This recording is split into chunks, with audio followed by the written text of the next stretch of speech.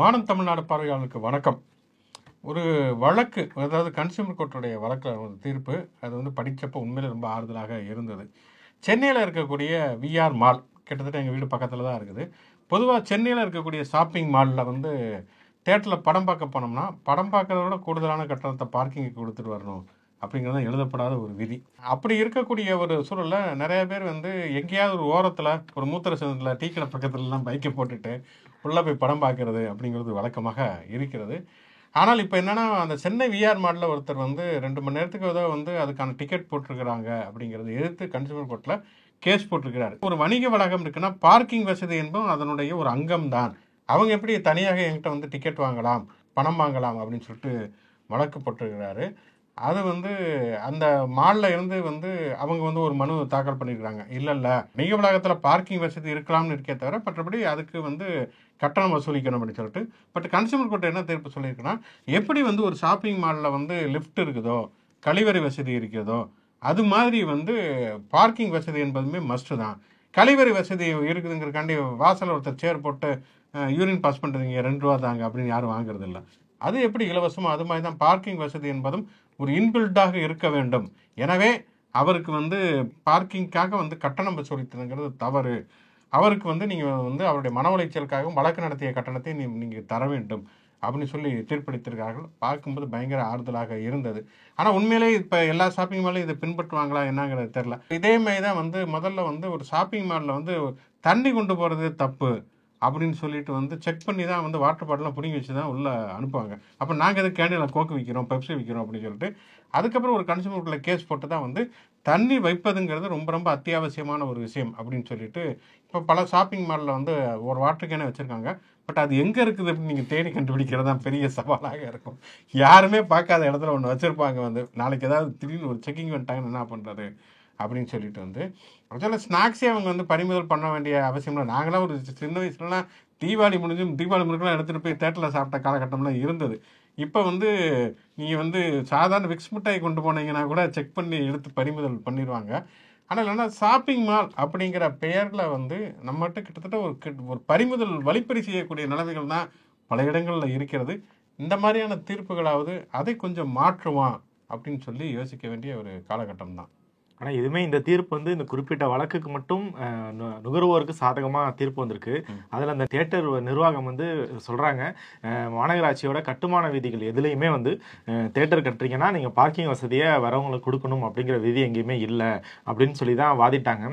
அந்த நீதிபதிகளுமே ஆமாம் அந்த அப்படிப்பட்ட விதிகள் இல்லை அப்படிங்கிறத ஏற்றுக்கிட்டு இருக்காங்க. அதனால் வந்து இந்த தீர்ப்பை வச்சுக்கிட்டு இன்னொரு நுகர்வோர் போய் இந்த தீர்ப்பை காட்டி விலக்கு பெற முடியுமான்னு தெரியல. அதனால் கட்டுமான விதிகளையும் அதை வந்து கம்பல்சரியாக ஒரு தியேட்டர்னா அதுக்கான பார்க்கிங் வசதியை அவங்க கொடுத்தாகணும். அதான் நம்ம அந்த நீதிபதிகள் சொன்ன மாதிரி லிஃப்ட்டு கழிவறைலாம் எப்படி கம்பல்சரியோ அதே மாதிரி பார்க்கிங் கம்பல்சரியாக ஆக்கணும். தியேட்டரில் போகிற பார்க்கிங்கை தாண்டி பல நுகர்வோர் வழக்குகள் வந்து நீதிமன்றம் சார்பாகவே போயிருக்கு. அதான் உள்ளே வந்து ரேட்டு கூட வைக்கிறாங்க, விளம்பரம் நிறையா போடுறாங்க, படம் வந்து லேட்டாக போட்டாங்க, சீன் கட் பண்ணிட்டாங்க அப்படின்லாம். பட் ஆனால் எவ்வளவு வழக்குகள் போனாலும் தீர்ப்புகள் வந்தாலும் இந்த ஒழுங்குபடுத்தப்படாத அமைப்பாக தான் தியேட்டர்கள் இருக்குது. அதுக்கு ஏதாச்சும் விதிகள் ஏற்படுத்தப்படணும். கண்டிப்பாக இன்னமும் பல பிரச்சனைகள் தீர்வு செய்யப்படும் அப்படிங்கிற நம்பிக்கையோட ஷோக்குள்ள போகும். இது முச்சந்தி ஷோ. நான் உங்கள் சுகுணா திவாகர். நான் அலெக்ஸ் பாண்டியன்.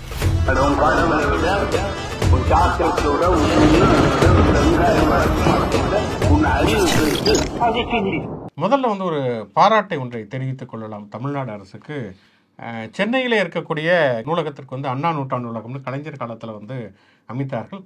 பிறகு வந்து தமிழ்நாடு முதல்வராக ஸ்டாலின் அவர்கள் பொறுப்பேற்றது பிறகு மதுரையில் இருக்கக்கூடிய நூலகத்திற்கு கலைஞருடைய பெயரை வைத்தார். அப்புறம் கோவையில் இருக்கக்கூடிய தொடங்கப்படக்கூடிய நூலகத்திற்கு தந்தை பெரியாருடைய பெயரை வைத்தார்.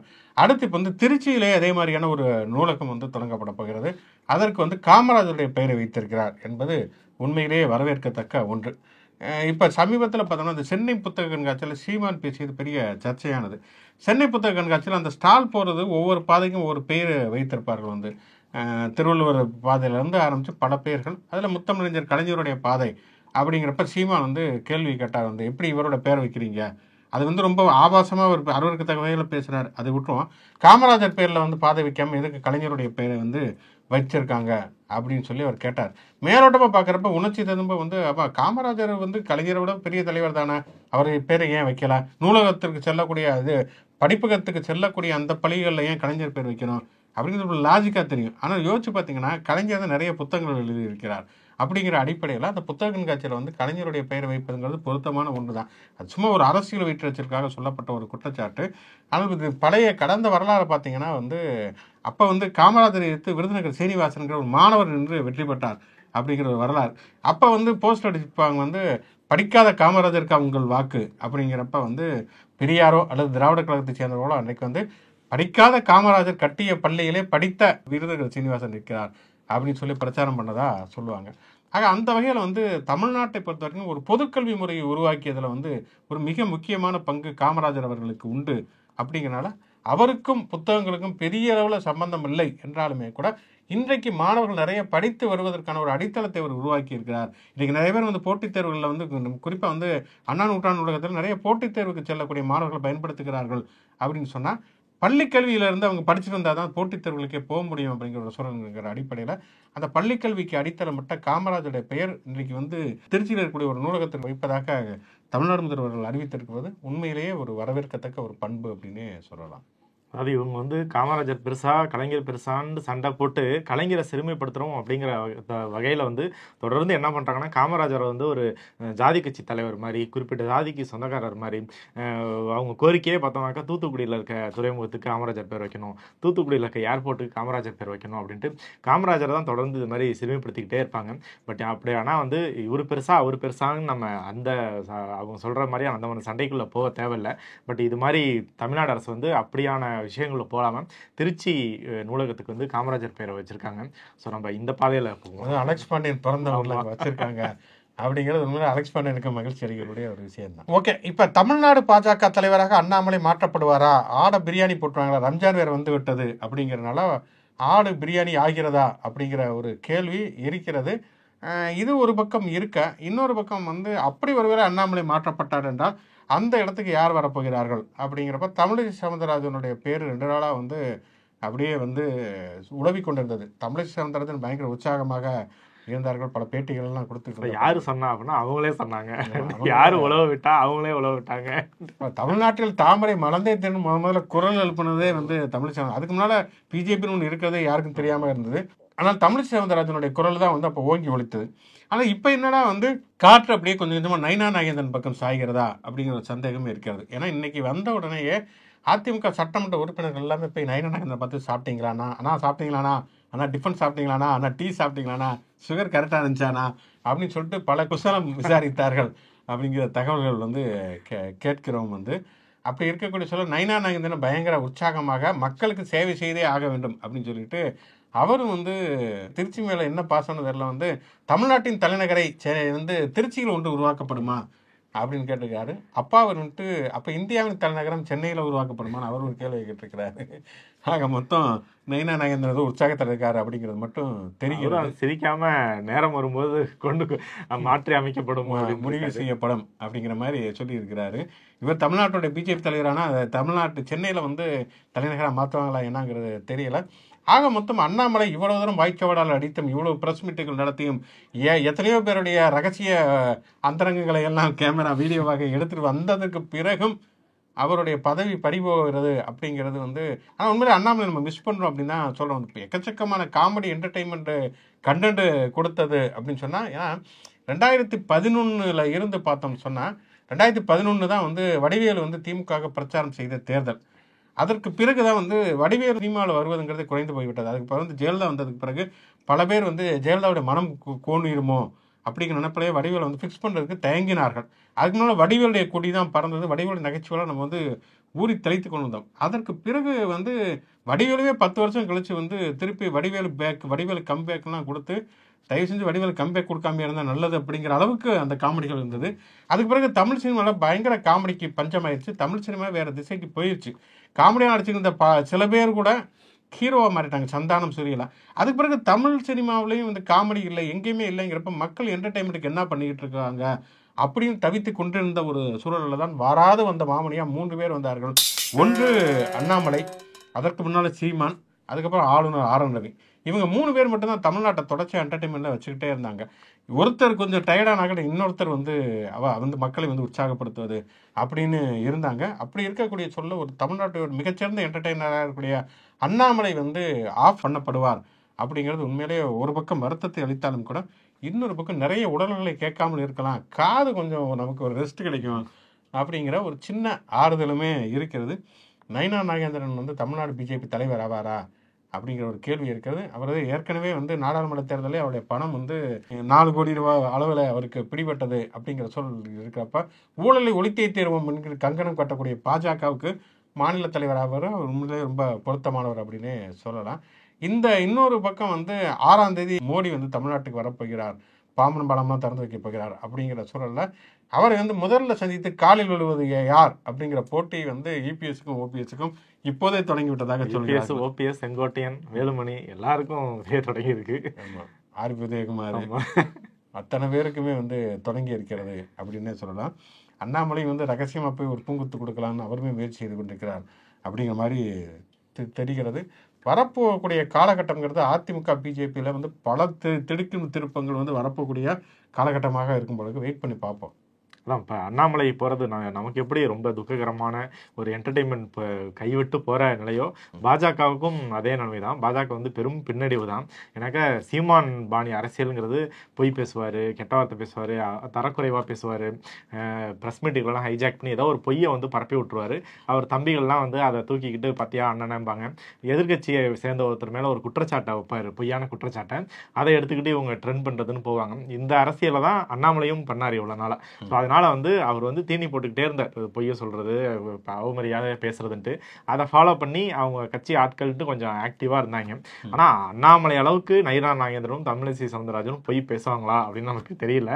ஏன்னா நம்ம அது வரைக்கும் அப்படியான அரசியல் அவங்க செஞ்சு பார்த்ததில்ல. அதனால இது ஒரு பெரும் பின்னடைவு தான் பாஜகவுக்கு. அது கொஞ்சம் கஷ்டம் தான். அண்ணாமலை வந்து யாராலையுமே தொடுவது ரொம்ப ரொம்ப சிரமமான ஒரு விஷயம். வீர சிவாஜி 1967 தமிழ்நாட்டுக்கு வந்தா பல வரலாறுகள் தெரிஞ்சார். அவரும் நிறைய புத்தகங்கள் படித்தவர், லட்சக்கணக்கான புத்தகங்கள் ஆப்புகளின் வழியாகவே படித்தவர் அப்படிங்கிறனால அது கொஞ்சம் சந்தேகம்தான். இன்னொரு பக்கம் செங்கோட்டையன் வந்து நேற்று வந்து ட்ரெயினில் வர்றதுக்காக நின்றுருக்காரு ஸ்டேஷனில். செங்கோட்டை எக்ஸ்பிரஸ் இல்லை, வேற ஒரு எக்ஸ்பிரஸுக்காக. அப்போ நிருபர்லாம் போய் கேட்டிருக்காங்க, நீ வந்து எப்படி போய் டெல்லி போனீங்களே என்ன அப்படிங்கிறப்ப அமைதியாக இருந்திருக்காரு. இப்படியே அமைதியாகவே இருந்தது என்ன அர்த்தம்? அந்த பழைய படத்தில் பஞ்சாயத்து சொல்லுங்களா, எல்லாரும் இப்படி அமைதியாக இருந்தால் என்ன அர்த்தம்? யாராவது ஒருத்தர் வந்து பஞ்சாயத்து என்னன்னு சொல்லுங்க அப்படிங்கிற மாதிரி கேட்டிருக்கிறாங்க. அமைதியாக மௌனமாக இருக்கீங்களா என்ன அர்த்தங்கிறப்ப, மௌனமாக இருந்தால் மௌனமாகத்தான் இருக்கிறேன் என்று தான் அர்த்தம். அது மௌனம், அதாவது இந்த சொல்லுவாங்களே வந்து மௌனம் சம்மதத்துக்கு அறிகுறி அப்படிங்கிற மாதிரி, மௌனம் வந்து ஒரு நல்ல விஷயத்துக்கு அறிகுறி அப்படின்னு சொல்லி இருக்கிறாரு.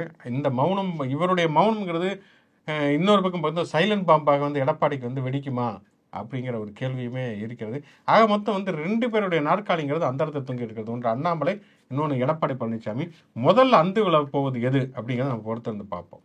செங்கோட்டையன் வந்து ரொம்ப தீவிரமாக முன்னாடி வந்து எடப்பாடி பழனிசாமியை புறக்கணிக்கிறது, அவரோட கூட்டங்களுக்கு போகாமல் இருக்கிறதுன்னு செஞ்சவர். டெல்லி போய் நிர்மலா சீதாராமனை மீட் பண்ணார். நம்ம 2 நாள் இந்த டெய்லி கரண்ட் அஃபேர்ஸை மிஸ் பண்ணதில் வந்து அவருக்கு ஒய்பிரிவு பாதுகாப்புலாம் கொடுக்குறாங்க அப்படிங்கிற தகவல்கள் எல்லாமே வந்துச்சு. இது என்னன்னா, அண்ணாமலை ஒரு பக்கம் பதவியிலிருந்து தூக்கப்படுகிறார் அப்படிங்கிறது எடப்பாடியோட கோரிக்கை தான். அதை நம்ம தொடர்ந்து பேசிக்கிட்டே வரோம். அவர் வந்து அண்ணாமலை பதவியில் இல்லைன்னா கூட்டணிக்கு தயார் அப்படிங்கிறது தான் அவரோட கோரிக்கையாக இருந்துச்சு. அது நிறைவேற்றப்படுற சூழலுக்கு இப்போ வந்துருச்சு. அது ஒரு பக்கம்னா, அதுக்கு பேரலா வந்து இப்படி செங்கோட்டையன் வந்து பாஜக தூக்கி கொஞ்சி அவரை வளர்த்து விடுறது, வேலுமணியை வளர்க்குறது, ஒரு பக்கம் ஆல்ரெடியே ஓபிஎஸ் இருக்காங்க, சசிகலா இருக்காரு. அப்படிங்கும்போது இவர் வந்து ஏதோ ஒன்று அண்ணாமலையை காலி பண்ணுறோங்கிற பேரில் அவர் சேர காலி பண்ணிக்கிட்டு இருக்காரு அப்படிங்கிற ஒரு விஷயமும் பேரலாக நடந்துக்கிட்டே இருக்கு. உண்மையிலே செங்கோட்டையனுக்கு ஓய்பிரிவு பாதுகாப்புங்கிறதெல்லாம் உண்மையிலே தமிழ் அரசியலில் மிகப்பெரிய காமெடினே சொல்லலாம். அவருக்கு என்ன அச்சுறுத்தல் இருக்கு? அவர் என்ன ஆக்டிவா இருக்காரு? யார் வந்து அவர் வந்து பாய்சான் ஐஎஸ்ஐஎஸ்ஐ தீவிரவாதிகள் எதுவும் பண்ணிட போறாங்களா? விஜய் வந்து வீட்டை விட்டே வெளியில வர்றது இல்லை, அவருக்குமே வந்து பாதுகாப்பு. இங்கிட்டு செங்கோட்டையன் அவர் வந்து இப்பதான் வந்து அப்படி ஒருத்தர் இருக்கிறாருங்கிறது ரொம்ப நாள் கழிச்சு ஞாபகத்தில் வருது. அவருக்கு ஓய்பிரிவு, அதாவது பிஜேபி யாரெல்லாம் ஆதரவா இருக்காங்களோ அவங்கெல்லாம் ஓய்பிரிவு பாதுகாப்பு அப்படிங்கிற மாதிரியான ஒரு விஷயமாகத்தான். யாருக்காவது ஓய்பிரிவு பாதுகாப்புன்னு அறிவிச்சிட்டாங்கன்னா ரைட்டு அங்க வந்து கட்டம் கட்டிட்டாங்க அப்படின்னு நம்மளே முடிவு பண்ணிக்கலாம். இது எங்க ஆரம்பிச்சிச்சுன்னா ஓபிஎஸ் ஆரம்பிச்சிச்சு. ஓபிஎஸ் வந்து தர்மயுத்தம் நடத்தின டைம்ல அவருக்கு வந்து ஒய்பிரிவு பாதுகாப்பு தமிழ்நாட்டில் அறிவிக்கப்பட்டுச்சு. அவர் கூட ஒரு 11 எம்எல்ஏ 12 எம்எல்ஏ தான் இருந்தாங்க. அப்பயே வந்து அவருக்கு இருக்கா ஒய்பிரிவு அப்படின்னு தோணுச்சு. அந்த வரிசையில் இந்த லிஸ்ட் எல்லாம் பார்த்தா ஓபிஎஸ், அண்ணாமலை, விஜய், செங்கோட்டையன் அப்படின்ட்டு நீங்க சொன்ன மாதிரி அது பிஜேபியோட வளையத்துக்குள்ள போனவங்களுக்கு ஒய்பிரிவு பாதுகாப்பு. இப்ப அண்ணாமலையுடைய பதவி, அப்புறம் எடப்பாடி பழனிசாமியோட பதவி, இதெல்லாம் என்ன ஆகும் அப்படிங்கிற கேள்வி ஒரு பக்கம் இருக்க, கடந்த 2 நாட்களாக என்னன்னா மோடியுடைய பதவியை என்ன ஆகும், மோடி வந்து ரிட்டையர்ட் ஆக போகிறார் அப்படிங்கிற தகவல்களுமே அரசல் புரசலாக வந்து எழ ஆரம்பித்திருக்கிறேன்னா, குறிப்பாக அவர் வந்து நாக்பூரில் இருக்கக்கூடிய ஆர்எஸ்எஸ் தலைமை அலுவலகத்திற்கு போய் வந்திருக்கிறார். ரொம்ப ஆச்சரியமா இருக்குது. மோடி பதவி ஏற்ற இந்த 11 ஆண்டு காலத்தில் ஒரு நாள் கூட வந்து அந்த நாக்பூர் ஆஃபீஸுக்கு அவர் போனதே கிடையாதான். முதல்ல அவர் இந்தியாவில் இருந்த நாட்கள் மிக குறைவு அப்படிங்கிறதுனால இந்த தாய் வீட்டுக்கு அவர் போகவே இல்லை அப்படிங்கிறது. தாய் பாசத்தில் வந்து வடிவேலு இன்ஜினியராக இருப்பார் மோடின்னு நினச்சி பார்த்தோம்னா, அவர் அங்கேயே ஆர்எஸ்எஸ்க்கு அல்வா கொடுத்திருக்கிறார். அந்த 75 வயதிற்கு மேற்பட்டவர்கள் பிரதமர் பதவியில் இருக்கக்கூடாது அப்படிங்கிறது பிஜேபியினுடைய ஒரு பொதுவான விதி. அவங்களுடைய இதில் லால கிடையாது, பட் பொதுவாக மரியாதையாக அப்படி வச்சுருப்பாங்க. 75 வயசுக்கு மேலே போச்சுன்னா நீங்கள் கொஞ்சம் மூலையில் உட்காந்து இருந்திருக்கலாம் அப்படிங்கிற மாதிரி. இவருக்கு வந்து ஆகப்போகிறது செப்டம்பர் 17 வரப்போக்கூடிய செப்டம்பர் 17 75 வயது நிறைவடைய போகிறார். அப்படிங்கிறதுனால அவர் வந்து ஓய்வு பெற வேண்டும் என்று சொல்லி மற்றவர்கள் விரும்புகிறார்கள். அப்படிங்கிற சூழலில் தான் வந்து ஆர்எஸ்எஸ் அலுவலகத்துக்கு போயிட்டு வரமே சஞ்சய் ராவத், சிவசேனாவினுடைய பிரிவு, அவர் வந்து சொல்லியிருக்கிறார் வந்து அவர் வந்து ரிட்டையர்ட் ஆகிறதுக்காகத்தான் மோடி போய் ஆர்எஸ்எஸ் தலைமை அலுவலகத்துக்கு சென்று வந்திருக்கிறார். அப்படின்னா அடுத்து வந்து யார் வந்து பிரதமராக போகிறார் அப்படிங்கிறப்ப ஏற்கனவே யோகி ஆதித்யநாத் அவர் ஒரு வெயிட்டிங் லிஸ்ட்டில் இருக்கிறாரு.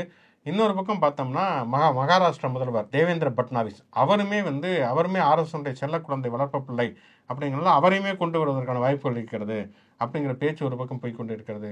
இன்னொரு பக்கம் மோடி ஆதரவாளர்கள் அப்படிலாம் கிடையாது, மோடி தான் வந்து அடுத்த 2019 முடிஞ்சிருக்கா, அடுத்து வந்து 2024 முடிஞ்சிருக்கா, 2029 தேர்தலையும் அவர் தான் பிரதமர் வேட்பாளர் நிறுத்தப்படுவார் அப்படிங்கிற மாதிரி சொல்கிறார்கள். என்ன நடக்கப் போகிறது அப்படிங்கிறது இன்னுமே உறுதி செய்யப்படாத ஒரு சூழல் தான் இருக்கிறது. இந்த பிஜேபிக்கும் ஆர்எஸ்எஸ்க்கும் சண்டை அப்படிங்கிறது ஒரு அண்ணன் தம்பிக்கான சண்டை. அதில் வந்து அண்ணன் ஜெயிச்சாலும் சரி, தம்பி ஜெயிச்சாலும் சரி, நமக்கு எந்த பிரயோஜனமும் அதில் வரப்போறதில்ல. தேர்தல் முடிவுகள் வந்தபோதே வந்து ஆர்எஸ்எஸ் தலைவர் மோகன் பகவத் வந்து வெளிப்படையாக வந்து யூபியில் தோல்வி அடைஞ்சதுக்கு வந்து உங்களோட ஆணவத்தால் தான் தோத்தீங்க அப்படின்லாம் பேச்சுகள்லாம் எழுந்துச்சு. என்னன்னா பிஜேபியோட ஆர்எஸ்எஸோட குழந்தை தான் பிஜேபி, அது நம்ம எல்லாருக்குமே தெரியும். இன்னொன்று சொன்னார் மோகன் பகவத், இவர் வந்து நான் பயாலஜிக்கலாக பிறக்கலை, கடவுள் நேரம் என்னை வந்து டிக்கெட் போட்டு அனுப்பிச்சிருந்தாருன்னு சொன்னதை மறைமுகமாக தோற்ற பிறகு சில பேர் தங்களை வந்து கடவுளுடைய பிரதிநிதிகளாக நினைத்துக் கொள்கிறார்கள் அப்படின்னும் சொல்லியிருந்தோம். இப்போ ஆர்எஸ்எஸோட 100ஆண்டு அவங்க கொண்டாடிக்கிட்டு இருக்காங்க. அதில் ஒரு பகுதி அதுக்காக தான் ஆஃபீஸ் போனார்னு சொல்கிறாங்க. ஆர்எஸ்எஸ் தான் இந்தியாவில் வந்து வட மாநிலங்களில் இப்போ எப்படி தென் மாநிலங்கள் வந்து திமுகவுக்கும் அதிமுகவுக்கும் கிளை கழகம் வரைக்கும் வார்டு வரைக்கும் நிர்வாகிகள் இருக்காங்க, ஒரு பெரிய கட்டமைப்பு இருக்குது, அவங்களால வந்து டு தி கோர் டவுன் வரைக்கும் போய் ரீச் பண்ண முடியும் அப்படிங்கிற கட்டமைப்பு இருக்கும். அதே கட்டமைப்பு நார்த்தில் வந்து ஆர்எஸ்எஸ்க்கு தான் இருக்குது, பிஜேபிக்கு அப்படியான கட்டமைப்புகளே கிடையாது. 2014 தேர்தல் வரைக்குமே தேர்தல் பணிகளை வந்து ஆர்எஸ்எஸ் நிர்வாகிகள் தான் செய்வாங்க. மக்களை போய் சென்றடைகிறது எல்லா பணிகளையும் ஆர்எஸ்எஸ் பின்னால் இருந்து செய்யும். அதை பிஜேபி வந்து முகமுடி மாதிரி இருக்கும். ஆனால் 2014க்கு பிறகு மோடியும் அமித்ஷாவும் இந்த பொறுப்புகளுக்கெல்லாம் வந்ததுக்கு அப்புறமேலும் அவங்க வந்து அதே மாதிரியான கட்டமைப்பை கட்சியிலையும் உருவாக்குறதுக்கான வேலைகளை தொடர்ந்து செஞ்சு இவர் வந்து கள அளவுலையும் இருக்கும். இன்டர்நெட்டில் ஃபேஸ்புக் ட்விட்டர்னும் சரி, இவங்க ஆர்எஸ்எஸ்க்கு ஈக்குவலான கட்டமைப்பு வந்து பிஜேபியும் இப்போ உருவாக்கி வச்சிருக்கு. ஸோ அந்த 2024 தேர்தலில் யூபியில் வந்து நம்ம தான் பேக்ல இருந்து ஒர்க் பண்ணுறோம், பிஜேபி நம்ம சொல்றதை செஞ்சுக்கிட்டு இருந்தாங்க. இப்போ வந்து இவங்க 2 பேரும் சரியா அதுக்கு ஈக்குவலான கட்டமைப்பை உருவாக்குறாங்க அப்படிங்கிறதுக்காக வந்து யூபி தேர்தலில் வந்து ஆர்எஸ்எஸ் நிர்வாகிகள் மொத்தமாக அந்த தேர்தல் பணியவே புறக்கணிச்சாங்க. பல இடங்களுக்கு வந்து ஆர்எஸ்எஸ் வந்து வேலை செய்யவே இல்லை. அது வெளிப்படையாக ஆர்எஸ்எஸ் நிர்வாகிகளே சொன்னாங்க. இப்போ தேர்தல் நடந்துட்டு இருக்கும்போது அவங்க எல்லாம் வீட்டில் ஹாயாக இருக்கிறது, இப்போ தேர்தல் பணிக்கு போகாமல் இருக்கிறதுலாம். ஸோ அதோட வெளிப்பாடு தான் வந்து அந்த தேர்தல் தோல்வி. பிஜேபி வந்து யூபியிலேயே தோத்துருச்சா அப்படின்னு ஆச்சரியப்படுற அளவுக்கு யூபியில் தோத்தாங்க. ஆனால் அதே நேரத்தில் மகாராஷ்டிராவில் எடுத்தோம்னாக்க மகாராஷ்டிரா நாடாளுமன்ற தேர்தலில் பிஜேபி படு தோல்வி அடைஞ்சிச்சு. அதாவது காங்கிரஸ் கூட்டணி ஆட்கள் தான் அதிக எம்பிகளை ஜெயிச்சாங்க. அவங்களுக்கான இடங்கள் அதாவது சட்டமன்ற வாரியா எடுத்து பார்த்தாலே வந்து பல சட்டமன்ற தொகுதிகள் வந்து காங்கிரஸ் கூட்டணி தான் ஜெயிச்சிச்சு. இது வந்து சட்டமன்ற தேர்தலையும் எதிரொலிக்கும் அப்படின்னாங்க. ஆனால் அங்கே யூபியில் வந்து பிஜேபிக்காக வேலை செய்யாத ஆர்எஸ்எஸ் மகாராஷ்டிராவில் அப்படியே ஆப்போசிட் ஸ்டாண்ட் எடுத்து களத்தில் இறங்கி வேலை பார்த்தாங்க. ஃபுல்லாக இறங்கி வேலை பார்த்து எல்லா பணிகளையும் முடிச்சு அப்படியே நாம் யாருமே எதிர்பார்க்காத அளவுக்கு பிஜேபி அங்கே ஆட்சியை பிடிச்சிச்சு. அதனால இது வந்து திருப்பியும் ஆரம்பித்த இடம் அதெல்லாம் அவங்களுக்குள்ள நடக்கிற சண்டை, அதில் யார் ஜெயிச்சாலும் சரி யார் தோத்தாலும் சரி நமக்கு எந்த பயனும் இல்லை. அது ஏதோ ஒரு அவங்களா பேசி ஒரு முடிவுக்கு வந்துட்டாங்கன்னா நல்லது. என்னன்னு இன்னைக்கு முழுக்க இந்த ஆப்புகளை பற்றியே பேச வேண்டிய ஒரு அவசியம் இருக்கிற போலக்கு. அடுத்த ஒரு 3வது ஆப்பு அப்படிங்கிறது ஆதவர்ஜுனாக்கு வந்திருக்கக்கூடிய ஒரு ஆப்பு. ஆதவர்ஜுனா தொடர்ச்சியாக அகில உலக அரசியல் மீது மாதிரி பல கருத்துக்களை அள்ளி தெளிப்பது அப்படிங்கிறத நம்ம பார்க்கிறோம். இதுக்கு பலருமே பல்வேறு விதமான கண்டனங்களை எதிர்ப்புகளை தெரிவித்து வந்திருக்கக்கூடிய ஒரு சூழல்ல அவங்க குடும்பத்திலிருந்தே முதல் முறையாக ஒரு எதிர்ப்பு வந்திருக்கிறது. மார்ட்டினுடைய மகன் ஜோஸ் சார்லஸ் மார்ட்டின் அவர் ஒரு பதிவு பட்டிருக்கிறார். என்னன்னா ஆதவர்ஜுனா எங்களுடைய தந்தையினுடைய பணத்தை தவறாக பயன்படுத்தி கொண்டு சந்தர்ப்பவாதத்துக்கு ஏற்றபடி பல கட்சிகளில் சேர்ந்து கொண்டு பல தன் வாய்க்கு வந்ததுபடி பல கருத்துக்களை சொல்லி வருகிறார். இதற்கு நாங்கள் கடுமையான கண்டனத்தை தெரிவிக்கிறோம். அவருடைய கருத்துக்களுக்கு எங்களுடைய குடும்பத்துக்கு எந்த விதமான சம்மதமும் கிடையாது அப்படிங்கிற மாதிரியான விஷயத்தையுமே அவர் பதிவில் தெரிவித்திருக்கிறார். ஆக மொத்தம் கோதாவரி குறுக்க கோடர்களிங்கிற மாதிரி குடும்பத்துக்குள்ளேயே பல பிரச்சனைகள் வர ஆரம்பித்திருக்கிறது அப்படிங்கிறத பார்க்குறோம். என்னமோ ஆதவர்ஜுனா பெரிய சமூக போராளி மாதிரி அவரை நினச்சிக்கிட்டு அவர் ஒரு பேட்டியில் நான் சின்ன வயசில் மாவோயிஸ்ட் ஆகணும்னு ஆசைப்பட்டேன், ஆனால் ஒரு விளையாட்டு வீரர் ஆகிட்டேன், ஏதோ ஐஏஎஸ் ஐபிஎஸ் படிச்சுட்டு மாவோயிஸ்ட் ஆவாங்க அப்படிங்கிற மாதிரி நினச்சிட்டு இருக்காரு போல இருக்கு. மாவோயிஸ்ட் என்பது ஒரு அரசியல் சித்தாந்த இயக்கம். அது சமூகத்தின் மீது பல்வேறு விதமான விமர்சனங்கள், சமூகத்தை மாற்ற வேண்டும் அப்படிங்கிற ஒரு நோக்கத்தோடு அவங்க போன இருக்காங்க. அது ஒரு கடுமையான ஒரு பாதை. இவர் ஏதோ டாக்டர் ஆகிறது, இன்ஜினியர் ஆகிறது, நீட் எக்ஸாம் எழுதி பாஸ் பண்ணுற மாதிரி மாவோயிஸ்ட் ஆகிறது அப்படின்னு ஆசைப்பட்டேன் அப்படிங்கிற மாதிரி சொல்லியிருந்தாரு. அப்படிதான் பல பல விஷயங்களை அவர் டீல் பண்ணிக்கிறார். அப்படி இருக்கக்கூடிய ஒரு சூழலில் தான் இவருடைய தவறான கருத்துங்கிறது அவங்க பிஸ்னஸில் பெரும் பாதிப்பை ஏற்படுத்தும் போல இருக்கிறது. இன்னொன்று மேலேருந்து பிஜேபியிலேருந்து பிரச்சனை வந்துருக்கு. ஏன்னா அவர் அண்ணாமலை பற்றி அவர் உளறிய உலர்கள் அண்ணாமலையே ஒரு உளருவார், அவரை பற்றி ஆதவர்ஜுனா உளர்ந்தது அப்படிங்கிறது அவர் அண்ணாமலை பற்றி ஒரு தவறாக கூறியதில் எங்களுக்கு உடன்பாடு இல்லை அப்படின்னு சொல்லியிருக்கிறாங்கிறப்பயே ரைட்டு ஆட்டுக்குட்டி எங்கேருந்து வாழை காட்டுகிறது அப்படிங்கிறது தெரிகிறது. மேலே அந்த பிரச்சனை சம்மதம்லாம் அவர் பேசிகிட்டு இருக்காரு அப்படின்னு. ஏற்கனவே மாட்டினுடைய நிறுவனத்தில் தான் ரெய்டுகள் நடத்தி அதுக்கப்புறம் தேர்தல் பத்திரங்களில் பணமும் வாங்கியிருக்கிறார்கள் அப்படிங்கிற அடிப்படையில் ஆதவர்ஜுனாவுடைய இந்த மாதிரியான உணர்வுகள் அவங்க குடும்பத்துக்கும் பிஸ்னஸுக்கும் இடையில் மிகப்பெரிய பாதிப்பு ஏற்படுத்தும் என்று உணர்வதனால் இப்படியான ஒரு விஷயம் வந்திருக்கிறது. இப்போ விஜய் இதுக்கு என்ன, விஜய் எதை பற்றியும் எப்பயுமே இந்த கருத்து சொல்றது இல்லை அப்படிங்கிறனால எதை பற்றியும் இந்த கருத்து சொல்ல மாட்டாரு அப்படின்னா அவங்க இதில் ஒரு பொண்ணு பேசின விஷயமே பயங்கர பரபரப்பாகி அந்த பெண் மேலேயே பல புகார்கள் வந்தது அப்படிங்கிறலாம் பார்க்குறோம்.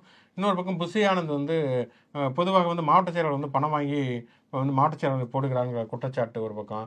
சிட்டி நிர்மல்குமார் பற்றிலாம் சொல்ல வேண்டியதில்லை, அவர் எந்த நேரம் எந்த கட்சியிலிருந்து என்ன கருத்து பேசுவார் அப்படிங்கிறது யாருக்குமே தெரியாது. அப்படி இருக்கக்கூடிய சொல்ல ஆதவர்ஜுனா பற்றி அவருடைய குடும்பத்திடம் இப்படியான ஒரு எதிர்ப்பு வந்திருக்கிறது. இதற்கு தமிழக வெற்றி கழகத்தில் என்ன விதமான எதிர்வினை வரப்போகிறது, வருமா வராதா அப்படிங்கிறது, வருமா வராதா, வராட்டி ஓம் பேச்சுக்கா சரத்குமாரா விஜயா அப்படிங்கிற ஒரு சந்தேகம் இருப்பதனால் தமிழக வெற்றிக்கழகம் இதற்கு என்ன எதிரணி வரும் அல்லது குறைந்தபட்சம் ஆதவர்ஜுனாவது ஏதாவது எதிரணி வருமா அப்படிங்கிறத நம்ம வெயிட் பண்ணி பார்ப்போம். அந்த ஆதவர்ஜுனோட மச்சான் பேசுற இப்போ இன்னைக்கு ட்விட் பண்ணி பேசி எதிர்ப்பு தெரிவிச்சிருக்காரு. ஒரு சில வாரங்களுக்கு முன்னாடி அவரோட மனைவியே சொல்லியிருந்தாங்க ப்ரெஸ் மீட்டில், ப்ரெஸ் ரிலீஸ் ஒன்று வெளியிட்டிருந்தாங்க. அதாவது ஆதவர்ஜுனாவோட அவரோட எந்த அரசியல் செயல்பாடுகளுக்கும் எங்கள் குடும்பத்துக்கும் சம்மந்தம் கிடையாது, அவரோட கருத்துக்கள் எதுவுமே எங்கள் குடும்பத்தோட கருத்து கிடையாது அப்படின்னு சொல்லியிருந்தாங்க. அவங்க கருத்தோட நிப்பாட்டி பேசுறது கருத்தா மோகன் கொஸ்டினா அப்படிங்கிற மாதிரி அவர் பேசுறது கருத்தா. இப்போ அவங்க மச்சான் சொத்தை எடுத்து எங்கள் சொத்தை அழிக்கிறாரு அப்படின்ட்டு புகார் கொண்டு வந்திருக்காரு. அதான் சொல்கிற மாதிரி விஜய் அரசியல் தலைவராகி ஊரில் இருக்கிற பிரச்சனைகள்லாம் தீர்க்கறதுக்கு முன்னாடி முதல்ல அவர் கட்சியில் இருக்கிற பிரச்சனையை தீர்க்க வேண்டிய பிரச்சனைகளே கண்ணு முன்னாடி அவ்வளோ இருக்குது. அதான் மெயினாக அந்த பொதுக்குழுவை மட்டும் எடுத்து அந்த பொதுக்குழு பஞ்சாயத்துன்னு ஒரு லிஸ்ட்டு போட்டாலே ஒரு பெரிய லிஸ்ட்டு வரும். அதை தீர்க்கிற இடத்துலையே இருக்கார் அவர். ஆனால் அதை பண்ணலை அவர். இதுக்கு மேலே எங்கே பொதுப்பணிக்கு வராரு அப்படின்னு தெரியல நமக்கு. ஓகே, பல விஷயங்கள் பேசியிருக்கோம். கடைசியாக ஒரு விளையாட்டு செய்தி, ஒரு சர்வதேச விளையாட்டு செய்தியோடு நம்ம முடிச்சுக்குவோம். டொனால்ட் ட்ரம்ப் அவர் எந்த நேரம் என்ன நினைக்கிறாரு, எப்படி பண்ணுறாரு, செயல்படுறாங்கிறது தெரில. ரஷ்யாவுக்கும் உக்ரைனுக்கும் இடையில சண்டை நடக்கிறப்ப இவர் ரஷ்யாவுக்கு எதிராக தான் இருப்பார் அப்படின்னு நினச்சிக்கிறப்ப ஜெலன்ஸ்கியை கூப்பிட்டு வச்சே அதிகரிக்கிற ப்ரோக்ராம் நடத்தி அவரை கடுப்பாற்றி அவர் எதிர்த்து வெளியில் போய் அமெரிக்கா எதிரான நிலைப்பாடுக்கு வந்திருக்காரு.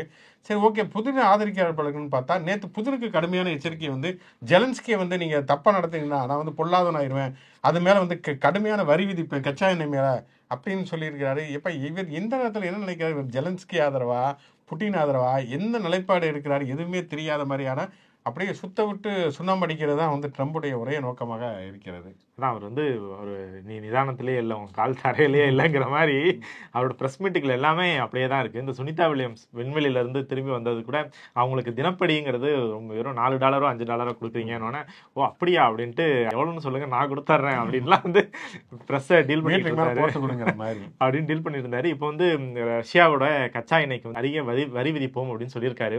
ஆக்சுவலாக அதில் வந்து அப்படி ஒன்று நடந்துச்சுன்னா அதில் முதல் அடி வந்து இந்தியாவுக்கு தான் விழுவும். ஏன்னா இந்தியா தான் ரஷ்யாவிட்ட இருந்து ஏகப்பட்ட கச்சா எண்ணெய்களை நமக்கு ஏற்கனவே பெட்ரோல் ஏற்றி இப்பதான் பொசிஷன்ல நிக்கிறேன்னு சொல்லி நின்றுட்டு இருக்கு பெட்ரோல் டீசல் விலையெல்லாம். அவர் வந்து தெளிவாகவே சொல்றாரு அந்த பிரஸ் மீட்ல, ரஷ்யாவிட்ட இருந்து யாரெல்லாம் கச்சா எண்ணெயை வாங்குறீங்களோ அவங்க வந்து அமெரிக்காவில் தங்களோட பொருளை விற்க முடியாதுங்கிறாரு. அதாவது அடிமடியிலே கை வைக்கிற மாதிரி இது மோடி வழக்கம் போல என்ன செய்வார். இன்னொன்று என்னன்னா, அமெரிக்காவுடைய அதிபராக 2 முறை தான் இருக்க முடியுமா, 3வது முறை இருக்க முடியாதுனால அதையும் நம்ம பாத்திரம் ஒரு கை பார்ப்போம், அதில் ஒரு சட்டத்திட்டத்தை கொண்டு வருவாங்க நினப்பில் இருக்காரு.